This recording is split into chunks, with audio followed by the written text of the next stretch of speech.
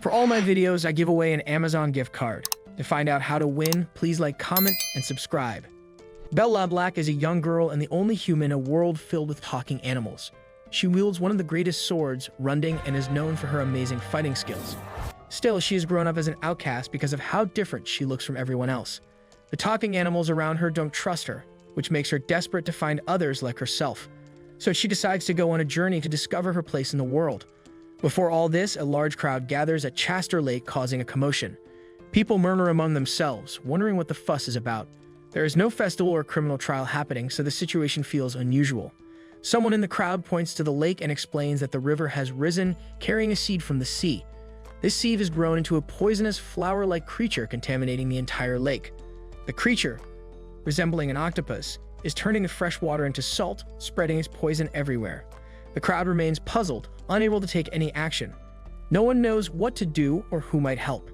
Suddenly, a human girl named Belle arrives, immediately catching everyone's attention. She stands out in the crowd not just for her confidence, but because she is unlike anyone they have ever seen. The villagers whisper in amazement about her appearance. She has no ears or horns, no hair covering her body like them. To them, she is a strange and perfect being. Some recall rumors of her being expelled from another city for causing trouble, making her even more intriguing to the crowd.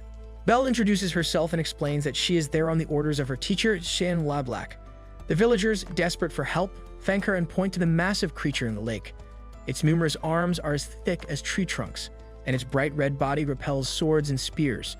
No one has been able to defeat it. The creature spews poisonous ink, further contaminating the lake. Belle examines the situation and confidently identifies the creature. She explains that it is of the Negroni type, just as her teacher had told her. Then, with a surprising level of calmness, she declares that its flesh is her favorite food. The crowd stares at Belle in disbelief, amazed by her confidence and wondering if she truly intends to fight the monstrous creature alone. She places her heavy sword on the ground, causing cracks to form in the earth beneath it. Then, to everyone's shock, she begins removing her outer clothing. One of the villagers asks what she is doing. Belle replies that she is lightening herself to move quickly and easily. Belle takes off at incredible speed, running so quickly that she moves across the surface of the water. Her agility and beauty leave the crowd mesmerized. She reaches the center of the lake and provokes the monster, which immediately grabs her and pulls her beneath the water. Belle counters by leaping out of the depths and cutting off one of its massive tentacles. She warns the villagers to step back. She draws her enormous sword and begins a fierce battle. Belle launches herself at the monster, slashing through its limbs with precision. The monster retaliates, landing a powerful blow, but Belle deflects the attack. She leaps to the top of a nearby tower as the monster lashes out from all sides. She strikes back repeatedly, her glowing sword cutting through the creature's thick limbs. The battle intensifies and the area begins to collapse, causing the terrified villagers to flee. Belle delivers another powerful attack and slashes the monster's neck. The creature lets out an ear-splitting scream and releases a flood of salt water, contaminating the area further. The villagers scramble to save their remaining food from spoiling. Meanwhile, the monster grabs Belle and lifts her high. It seems to communicate with her telepathically, explaining that it wants to return to the sea, but is trapped. It expresses a wish to die in peace and spread its seeds in the lake before passing. Belle listens with tears streaming down her face. She apologizes to the creature before delivering the final blow, ending its life. Just after the monster is defeated, seeds from its body spread across the area. Belle picks up one of the seeds, keeping it for herself. The villagers thank her for her heroic efforts.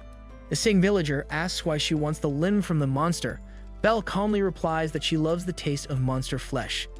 Just as the sun sets, Belle walks away from the lake, pulling the seed from her pocket. She had taken it secretly, knowing the villagers would destroy all the seeds to prevent future contamination. Belle plans to throw the seed into a river so the creature's species can survive and avoid extinction. Belle feels a deep sadness as she reflects on her lonely life. She wishes she could connect with the world like everyone else. She fears that her isolation will make her vulnerable to the army of insatiable emptiness, a group of people who have lost the ability to enjoy anything in life. Basically, the world's most depressing club, and Belle doesn't want a membership. Shin, her teacher, suggests a path forward. He tells her to travel to Park City and face the trials needed to become a nomad. Once she becomes a nomad, she can start her journey to find a place where she truly belongs. Shin admits that he has never seen another creature like her, and maybe this journey will lead her to the answers she seeks. That night, Belle dreams of her past. In her dream, she remembers her unusual birth. She was born from a stone, which instantly made her different from everyone else. She was shunned her entire life because she didn't look like the animal-like people around her. In her desperation to prove herself, she stole Runding, the legendary sword, from a tower after hearing it call to her and accept her as his partner. The act of stealing the sword landed her in jail. It wasn't until Shin took her under his wing as an apprentice that she was freed. The lesson here? Break the law, but make sure you have a good mentor to bail you out. In the morning, Belle tells Shin she is ready to become a nomad and will take the test. Hearing this, Shin decides to challenge her to a duel. Before they begin, he warns Belle that she must accept a curse as her final lesson.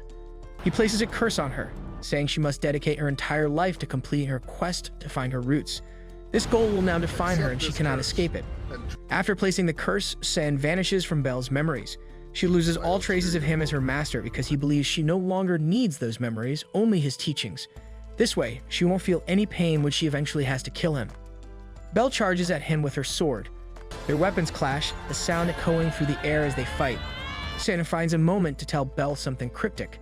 He says that one day she will understand the true meaning of the word Erewhon engraved on her sword. Belle recalls how she was born from radiant rocks or stone eggs. These strange origins have always made her curious. She wonders where the rocks came from, imagining that they might have fallen from the sky. This mystery fuels her determination to find her homeland. She dreams of a place where she can blend in and no longer feel like an outsider. In the quartz forest, Belle encounters a creature called Rebisha. She offers him a drink, showing her kindness despite her own struggles. She then continues her journey and arrives in Park City, located in Shortland. There she stops at a pub, hoping for some rest. The pub owner, Haggis, listens to her plans to become a nomad. Instead of encouragement, he tells her that God would not allow it. Instead, he challenges her to figure out if she is a top dog or an underdog, which means whether she belongs inside the castle or must remain outside. Before Belle can process his words, a group of soloists storms into the pub. With them is Rebisha, the creature she had met earlier. The soloists plan to kill Rebisha for fame and use his blood to make their swords invincible. Because nothing says heroic like bullying a small creature for weapon upgrades, Belle steps in to stop them, and despite being outnumbered, she manages to subdue the attackers. During the fight, however, Belle realizes something is wrong with her sword. Runding, which has always been her greatest weapon, fails to cut anything. She suspects this is because of the curse placed on her by Shin. Belle has the worst luck. First, her sword gets cursed, and now it's basically a shiny stick. Belle is captured by Top Dog's soloists and thrown into a cell. They seem eager to punish her for her earlier actions. At the same time, a man named Adonis arrives at the pub, intrigued by the person who defeated the soloists. His curiosity grows as he learns more about her. Meanwhile, the army of insatiable emptiness also enters the city, drawn by the presence of someone who cannot feel joy. Apparently, Belle is a magnet for all the most suspicious people and ominous groups. Inside the cell, Belle breaks the door using her sword, Runding, proving once again that she doesn't let anything hold her back. She seeks out a man named Gaff who listens to her story. Gaff decides to help her, acquitting her of any wrongdoing and offering her a guest room to stay in. He also gives her a dog tag and explains that to become a nomad, she must first fulfill a contract with the king. Gaff is clearly that one helpful NPC you meet before the main quest really kicks in. The next day, Gaff escorts Belle to the castle's throne room. Inside, they see Yggdrasil, the throne of God. It is a massive tree-like sword that has been growing since the dawn of history. The priestess king, whose body is absorbed by the tree, resides here with the god. They have two faces symbolizing the top dog and the underdog. Talk about multitasking, this ruler is literally part furniture now. Belle announces her intention to become a nomad. The priestess king selects 𝐃𝐈𝐒𝐂𝐋𝐀𝐈𝐌𝐿 to test her. It turns out that Belle has a history with him. She had broken his sword in the past, and she has to pay now. Belle Lablac, barely alive after his duel with Belle, visits a woman named Dram to repair his sword. The weapon had been severely damaged during the fight. While Dram works on the blade, they discuss Gaff's lack of understanding about the sacred ashes and how Belle might be the one to fulfill their wishes. It seems like everyone has some grand plan for Belle, but no one thought to actually clue her in. Meanwhile, at the Arena of Blades, 𝐃𝐈𝐒𝐂𝐋𝐀𝐈𝐿 prepares to engage Belle in a duel. Normally, Belle is full of confidence, but the curse weighs on her. It prevents her sword, Runding, from cutting anyone, leaving her at a disadvantage. She lands a powerful strike on 𝐃, but he remains unharmed. Despite this, Belle manages to win by disarming 𝐃 and shattering his sword. Breaking weapons seems to be her signature move at this point. Her victory is not celebrated, though. The audience boos her for destroying 𝐃's weapon, showing no appreciation for her skill. The king steps in and appoints Belle as a soloist, but he adds that she must complete 3 tasks before becoming a nomad. Meanwhile, Shin secures his freedom from the king. However, this freedom comes at a price. He is condemned to live as one of the dead, a punishment that strips away any real sense of life. It is revealed that Shin is the brother of King. That night, the Rebisha consumes a philosopher's stone and undergoes a strange transformation.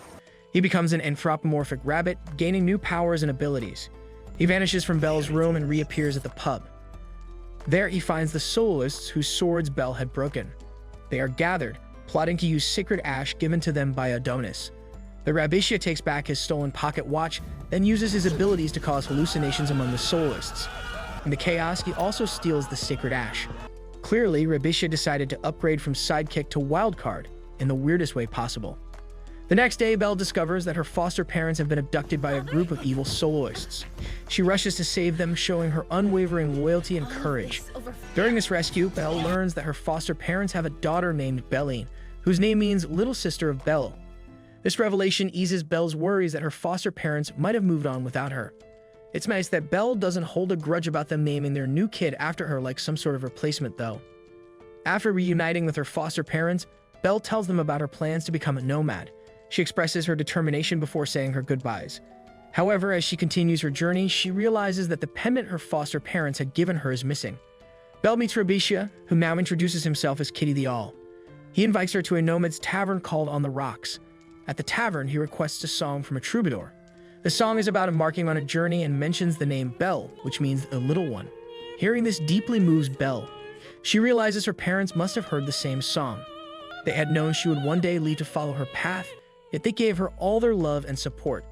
Belle is overwhelmed by emotion, struck by how much her parents had anticipated her journey while never holding her back. To the realization that everyone except Belle seemed to have her life journey planned out. Before leaving, Rebisha hands her the pendant he recovered from the soloists. He then departs, leaving Belle with both the pendant and a lot to think about. Belle is rewarded for defeating the slavers. During this time, Gaff tells her about two other knights, Tiziano, a shape-shifting mermaid, and Adonis. Gaff soon finds himself breaking up a fight between Adonis and some knights. The knights hate Adonis because of his habit of looting weapons from corpses. Belle grows fond of some kitten-like creatures she encounters. However, the next day, she is horrified to find that some knights have killed the creatures and beaten up Adonis for trying to protect them. Enraged by their cruelty, Belle confronts the knights and beats them up. Belle has zero tolerance for both bullies and animal abusers, which is exactly why she's the main character. Adonis, recovering from the attack, mentions that he once heard Siem refer to Belle as the Girl of Reason. Neither of them knows what this title means. Adonis then asks his familiar, Bamboo, to teleport them to his room. There he shows Belle his collection of weapons. He explains that none of the weapons seem attuned to him, leaving him unable to find one that truly suits him. For someone who collects weapons like trading cards, Adonis sure seems bad at picking ones he can actually use. The king summons everyone to announce that Tiziano has betrayed them and started a rebellion. Belle, Adonis, and Gaff are ordered to march as part of the army. During their preparations, Belle grows increasingly frustrated. She finds it absurd that they have to follow a strict script for every action, including movement, formations, and attacks. Elsewhere, San encounters Kitty and identifies him as a prince from a neighboring country. Kitty's mission is to observe Belle. Shan explains that Belle's destiny is to challenge the very reasoning of this land. Shan must love dropping cryptic philosophical bombs on people. It's practically his brand. On the battlefield, the army quickly realizes they are outnumbered. Belle, always sharp, figures out that this isn't a fight. It's a suicide mission. The top dogs march into Catacomb, accompanied by the rhythmic beats of their marching bands. The vanguards push deeper into the area, and there they come across a massive spider-like creature. Gordon, acting recklessly, charges at the creature and splits it open. This only makes things worse as hundreds of smaller spiders pour out, swarming the top dogs and killing many of them. His plan to fix the problem looks more like a live demonstration of how to make it worse. Amid the chaos, Adonis urges Belle to leave the area, but she decides to go deeper into the lair of enemy. There she encounters Benedictine, who's clearly on edge. Out of fear, Benedictine accidentally shoots at Belle. Before they can settle down, Gordon reappears and attacks them. It quickly becomes clear that Gordon is no longer himself. He is a zombie, controlled by someone else. Benedictine fights back, firing multiple magic arrows at Gordon, but he refuses to stay down. This guy has the energy of a bad horror movie villain who just keeps getting up no matter what. Belle steps in and breaks Gordon's sword, hoping to weaken him. Just then, Kitty arrives and sets Gordon on fire, finally ending the threat. After the battle, Benedictine feels completely overwhelmed. Unable to contain her emotions, she lashes out at Belle, blaming her for the situation. Belle tries to defend herself, but in doing so, she accidentally breaks Benedictine's sword as well. At this rate, Belle should start calling herself the Sword Breaker. Once Benedictine calms down, the group resumes their journey and reunites with the remaining top dogs. They arrive at a sacred lake that is revered by the underdogs. There, they witness Tiziano using her powers to manipulate the corpses of both underdogs and top dogs.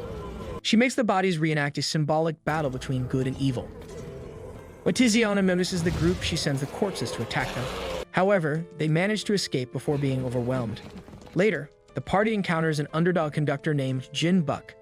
He explains that Tiziano had originally tried to form an alliance with the underdogs to fight the top dogs together. However, everything went wrong when Tiziano saw Adonis. Losing control, she started attacking everyone in sight. This was because Adonis had been the one to tell her that the man she loved was dead. Apparently, Adonis delivers devastating news with all the tact of a bull in a china shop. An alliance is eventually formed between the underdogs and top dogs to take down Tiziano. Each person is assigned a role in the plan. During this time, Belle learns more about Adonis' family. His father, Tom Collins, explains to her that their family, although living outside the castle, is not evil. Instead, they serve as defenders of 𝐃𝐈𝐒𝐂𝐋𝐀𝐈𝐌𝐄𝐑. The top dogs and underdogs fight fiercely against undead army of Tiziano. They follow a 3-act strategy planned by Guinness. Their main stand takes place on a bridge inside 𝐃𝐈𝐒𝐂𝐋𝐀𝐈𝐌𝐄𝐑, where Kitty strengthens their defenses. When the undead try to break through the boundaries, some are burned by flames and others fall to the sword. It's less of a battle plan and more of a throw everything we've got strategy. During the fight, the glove of Adonis slips and reveals his right hand, and when he uses this hand to wield his swords, the blades seem to wither, almost as if they are crying out in pain. Belle notices this and is unsettled by what she sees. Meanwhile, Benedictine, the mermaid, watches Belle's bravery in battle. Inspired by her courage, Benedictine undergoes a transformation and becomes a man. It is explained that mermaids do not change their gender casually. Instead, they choose what they reflect in the mirrors of their mind. In this case, Benedictine felt inspired by Belle and chose to reflect her courage. This drives her transformation into a man. Guinness then comes up with a new plan. He decides to provoke Tiziano to join the battle because fighting endless waves of undead will not lead to victory. In the next phase of their strategy, they cut off the waterways. This takes away the elemental advantage of Tiziano and weakens her forces. The Alliance moves to the Skyway Cemetery, where Kitty casts protective wards around their position. These wards do not hold for long and are quickly broken by the undead army. This failure is part of the plan. The group has prepared a second boundary in the center of the cemetery. They regroup there, and the area between the two boundaries is set on fire. Many undead are destroyed in the flames. Finally, a plan that doesn't involve standing around hoping the enemy will stop on their own. Some undead break through and spill their blood in the safe zone. In these blood puddles, Tiziano appears, moving like a shark in water. She cuts down several top dogs and underdogs with ease. Adonis steps forward to fight her, but his efforts do little to stop her. Adonis always seems ready for a fight, but winning is apparently optional for him. Belle and Kitty jump in to help because Adonis cannot handle the battle alone. Belle notices that Tiziano's sword looks like it is consuming her, draining her life. Kitty explains that the sword is a dangerous, cancerous blade similar to the throne of God. Belle acts quickly and cuts the sword from Tiziano's hand, freeing her from its control. Without her sword, Tiziano is finally defeated. Injured and dying, she falls. In her last moments, Adonis hugs her and tries to comfort her. Belle and Gaff face each other in battle, their swords clashing as the weather players summon the funeral rain to cleanse the 𝐃𝐈𝐒𝐂𝐋𝐀𝐈𝐌𝐄𝐑. During the fight, Belle notices that Gaff is injured. She learns he has been in another fight where he killed Tom Collins, a priest of the 𝐃𝐈𝐒𝐂𝐋𝐀𝐈𝐿𝐼𝐼 and Adonis' father. This revelation shocks Belle. She is disheartened to hear that Tom Collins died by the will of the god worshipped in 𝐃𝐈𝐿𝐼𝐼. Feeling betrayed, Belle leaves Gaff behind. Because who wouldn't walk away after learning their teammate just killed someone's dad? Talk about awkward. On her way back, Belle encounters a fragile-looking woman who seems completely out of place in the bustling city. The woman's delicate appearance surprises Belle, but what shocks her more is when the woman claims she is the one who brought the rain. She introduces herself as Sherry, the lead vocalist of the Weather Players and King Rawhide's daughter. Belle feels a sense of responsibility for Sherry, whose frail state worries her. She takes care of Sherry and, in return, asks her to sing a song. Sherry sings, but after the performance, she looks even weaker. Because apparently being a magical lead vocalist also means constantly looking like you need a nap and a sandwich. Before Belle can do much, Gaff arrives and takes Sherry away. Meanwhile, Adonis is seen speaking with 𝐃𝐈𝐒𝐿, revealing that he's a royal inspector tasked with testing soloists who use broken swords. He explains that he uses ashes of the tribe provided by the priests to restore the swords when he deems it necessary. He reveals that when Gaff shattered Tiziano's sword, he had been the one to restore it. However, the sword ended up turning Tiziano into a fiend. Now, Adonis plans to restore both Tiziano's broken sword and Kira's sword to test if the wielder's corruption is caused by the weapon. The two swords are combined into a new blade, which offers Kira immense strength. Adonis feels relieved when Kira remains unaffected, proving that it is not the sword itself that turns its wielder evil. Adonis clearly enjoys playing with cursed objects like they're science experiments. Nothing could possibly go wrong, right? Later, Adonis confesses to Belle that he likes her and wants to be with her. Belle blushes at his sudden admission and tells him she will think about it. For someone who spent the entire time being cryptic and brooding, Adonis sure picked a dramatic moment to drop this bombshell. When asked why he cannot grow his own sword, Adonis explains that it is due to a curse passed down from an old nomad who died defending 𝐃𝐈𝐒𝐂𝐋𝐀𝐈𝐌𝐄𝐑 from invaders. This curse was transferred to Tom Collins and then manifested in Adonis. Because of this, Adonis has lived like a nomad, searching for meaning in his life. Hearing his story, Belle feels a connection with him. She understands his struggles and invites him to join her on an adventure. The next day, Sherry visits Belle, asking why Belle said singing was hard for her. Sherry opens up, admitting that she has been singing since she was a child because she thought no one would notice her otherwise. Apparently, Sherry has been using her voice as her only personality trait for years. Belle takes Sherry to the tavern and requests a song from the troubadour. The music touches Sherry deeply, and she tries hard to hold back her tears but cannot stop them. When she learns that Belle had also cried while hearing the troubadour sing, Sherry hesitates. She wonders if people can still like someone who cries, as she feels unsure of her worth unless others need her. Sherry clearly skipped the memo that crying doesn't come with a likability score. Belle reassures Sherry, telling her she doesn't need to seek approval from others or mold herself to their expectations. Hearing this, Sherry feels comforted and allows herself to cry freely. Sherry invites Belle and her friends to a grand ball. When Belle enters the party, the room falls silent as everyone is stunned by her beauty. Guests begin whispering about her, calling her the strong girl and the champion of the 𝐃𝐈𝐒𝐂𝐋𝐀𝐈𝐌𝐄𝐑. Amid the admiration, a man approaches Belle, grabbing her hand. He rudely tells her that she seems much weaker than her reputation as a swordswoman. Belle responds by squeezing his hand so tightly that he winces in pain. Don't mess with Belle unless you enjoy public humiliation. Benedict outfits to make an impression. Adonis joins them and explains that they wore the formal attire to command respect. The party officially begins when Sherry starts singing. Her voice fills the room, bringing joy to everyone. Adonis asks Gaff if he was the first to break Tiziano's sword. Gaff responds that it felt as though Tiziano wanted him to break it. The sorrow was so deep that no one could fully understand it. Gaff shares a story from the 𝐃𝐈𝐒𝐂𝐋𝐀𝐈𝐌𝐄𝐑. Gaff explains that his father had wanted to die protecting the 𝐃𝐈𝐒𝐂𝐋𝐀𝐈𝐌𝐄𝐑, and that was how he met his end. He adds that the father's sword is now in Sherry's possession. Return all the swords he has taken from the dead. Hearing this, Adonis becomes furious and challenges Gaff to a duel. He draws his sword ready for a fight. Gaff's soldiers quickly bring him his weapon, and the two prepare for their battle. Suddenly, 𝐃𝐈𝐒𝐿 appears and attacks Gaff, wounding him in the chest. Gaff's soldiers rush to defend him, but 𝐃𝐈𝐒𝐿 draws his... He taunts Adonis before leaving, saying he is going to fight Belle next. Back at the party, Sherry is singing, and suddenly, her eyes change color, and her voice takes on an eerie tone. She warns everyone that 𝐃𝐈𝐒𝐿 is coming for them. Looking directly at Belle, she urges her to run immediately. Before anyone can react, 𝐃𝐈𝐒𝐿 bursts into the party, cutting down the soldiers without hesitation. Benedictine and Gwion step forward to face him, blocking Belle's strikes effortlessly. He swings his cursed sword, sending a blazing, glowing attack toward Belle. Instead of blocking the attack in a traditional way, Belle uses her own power to cut through the glow and magical energy. They clash again, and Belle scolds 𝐃𝐈𝐒𝐿. She mocks his so-called new sword. Stop him. Belle reassures Sherry, telling her not to worry and asking her to pray for her. Even while bleeding and exhausted, Belle finds time for motivational speeches. 𝐃𝐈𝐒𝐿 attacks again, but Belle evades his strike as he unleashes his full power. Their limits, and in a climactic moment, Belle manages to... The next morning, Belle is sitting alone in her room, speaking to herself about Adonis. She wonders why he keeps hiding and staying within Bamboo, the dog that carries his swords. But whenever she tries, he is not there. She tells herself she won't start the trial until Adonis shows up. After this, Belle takes a shower and falls into a deep sleep. Later, she senses Adonis in her room. When she wakes, Adonis speaks about his condition.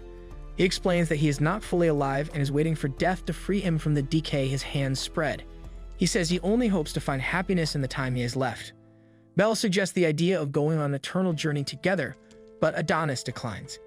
He explains that he has things to figure out and cannot join her until his unfinished business is complete, because of course Adonis can't do anything without adding a layer of mystery and tragedy. Belle's feelings for Adonis become clear. Whether it is love or something more complicated, she cannot ignore the connection she feels with him. She tells him to meet her tomorrow, no matter what happens. She says it is important to see him before a significant day ahead. Adonis apologizes to her and disappears once again. Belle stands in front of a massive door, feeling the eerie silence and noticing that no one is around. Her sword begins to glow, and when she turns to look behind her, she sees all her friends standing there, spelled to overcome the sacred barriers within herself. Apparently, the gods are into cryptic life preparing herself. She notices the words moonwork engraved on it. The king explains that it is an ancient. Belle asks what the moon is, and the king explains that it is an ancient mystery, an enigma no one has ever fully understood. Hearing this, Belle feels reassured that she is on the right path. She believes her journey, her encounter with Runding, and her arrival in Park City are all steps toward understanding herself. Because nothing screams self-discovery like ancient riddles and cryptic kings. She begins playing the piano, and the king tells her that the key will harmonize with her playing, unlocking ancient magic. This magic will allow her to pierce through the boundaries of the world, break free from the melody that binds her, and open a rift that will let her being flourish. She is ready to defy anything that stands in her way. However, her sword's glow starts to fade, and Belle realizes her attempt has failed. Instead of freedom, the piano only leaves her with a sense of loneliness. The king asks if she will give up the test and accept permanent. These dark thoughts consume him until he reaches the throne room. There he sees Belle standing sadly, and he approaches her. He asks if she succeeded in her test. Belle tells him she failed and cannot open the door yet.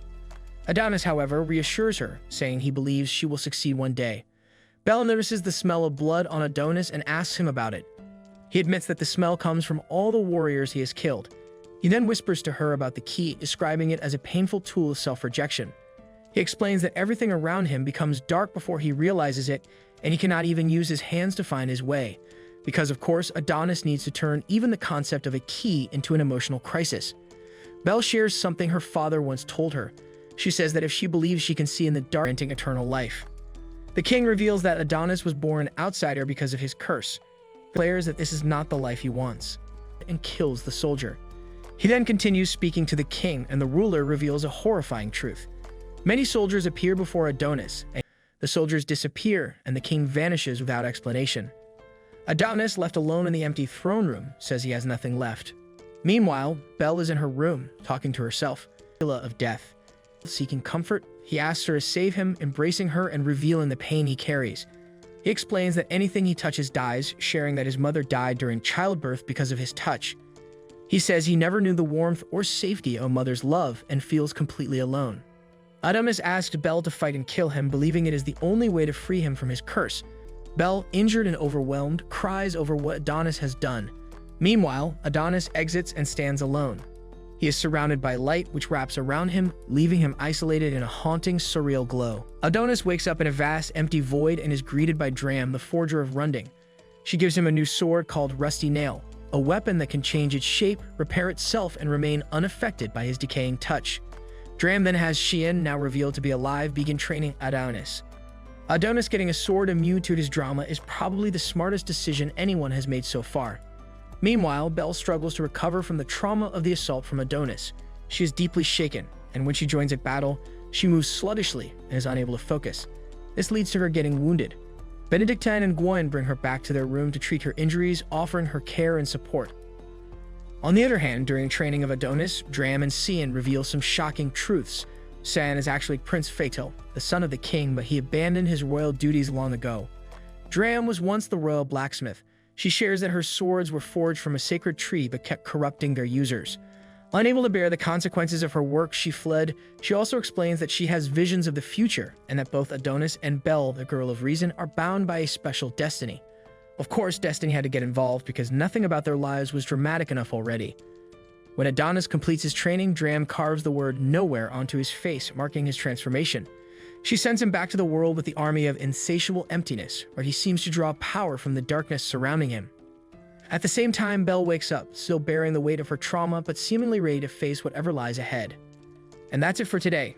If you have anything to say, drop a comment below. Like the video and hit subscribe because every hero needs a sidekick, and we'd love to have you along for the ride.